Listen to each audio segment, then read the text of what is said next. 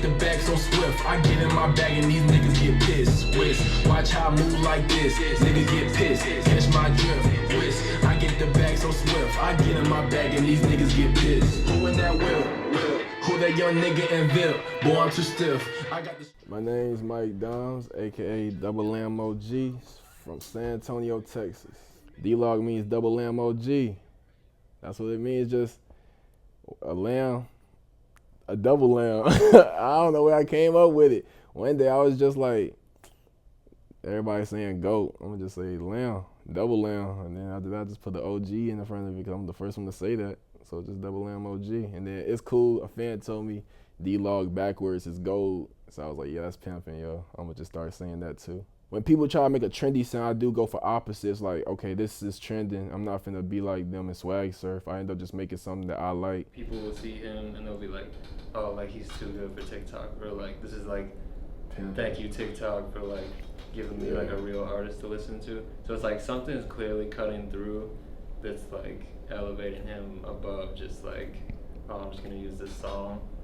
It's taking it to like, oh, we're gonna take him seriously as an artist. Yeah, because low key, when people hear my music, they don't think, what's a trend we can make with this song? They just be like, they throw it in that playlist and then they listen to it. Yeah.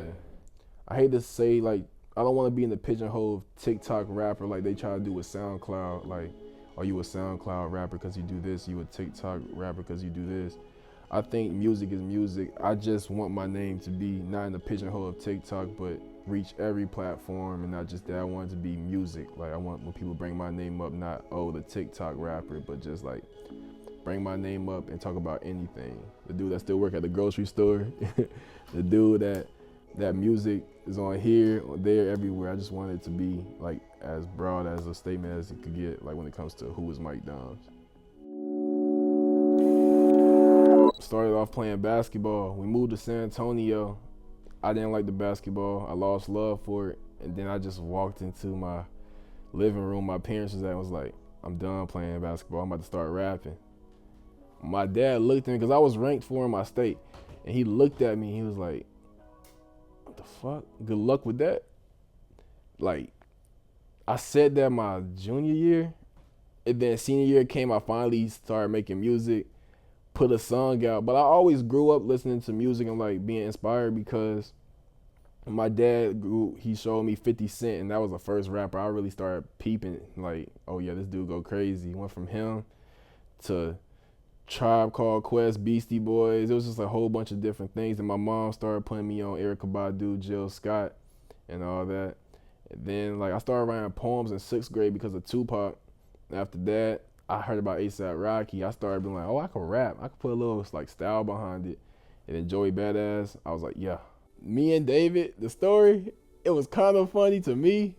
Probably wasn't funny to him because I knew what I was doing the whole time. It was like a whole bunch of managers hitting me up. Everybody wanted to manage me whenever my story blew up.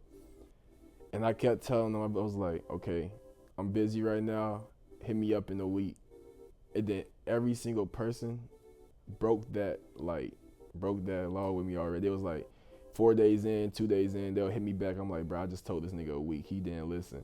I told David, I said, all right, give me a week, bro. I'm doing some business real quick. He waited until a week to hit me up, and I was being on extra. I said, all right, 2 more days, bro.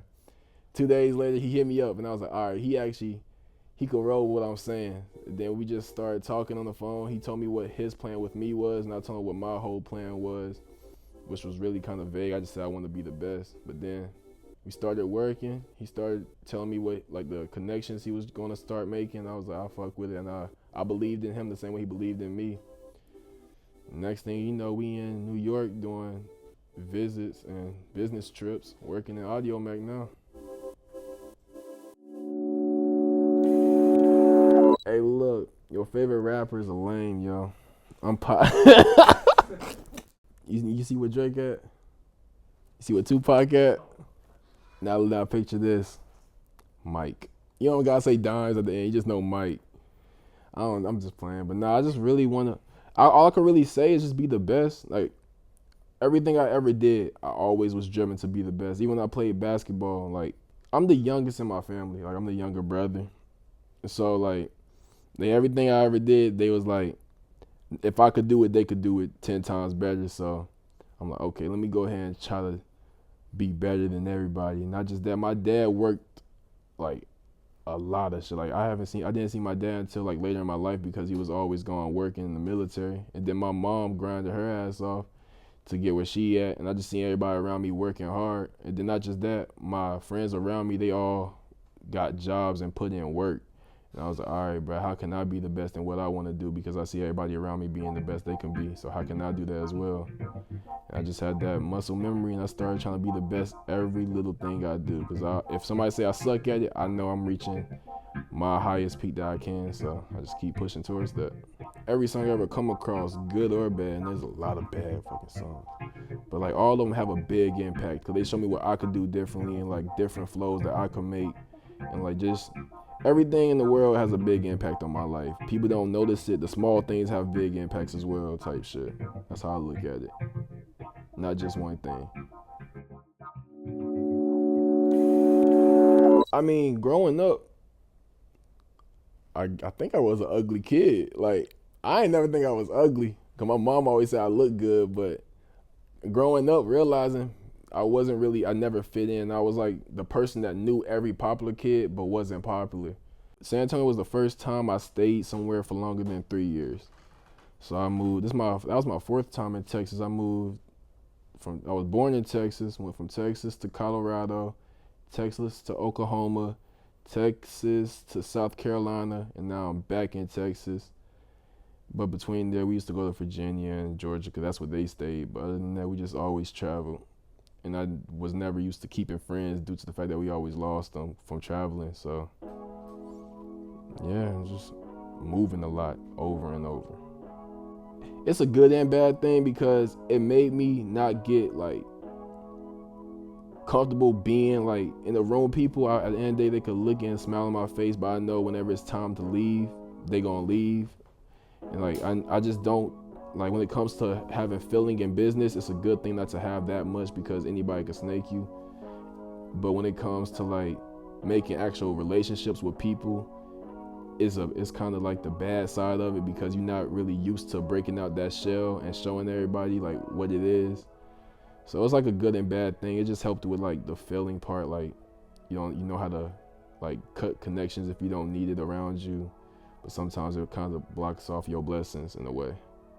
I can't name a time I was uncomfortable because I never broke like being me. So I mean, even if in the big room or a small room, I know who I was, and my mom and dad pushed that on me heavy. Don't lose who you are. So it was like muscle memory to like never break it. So I never got uncomfortable.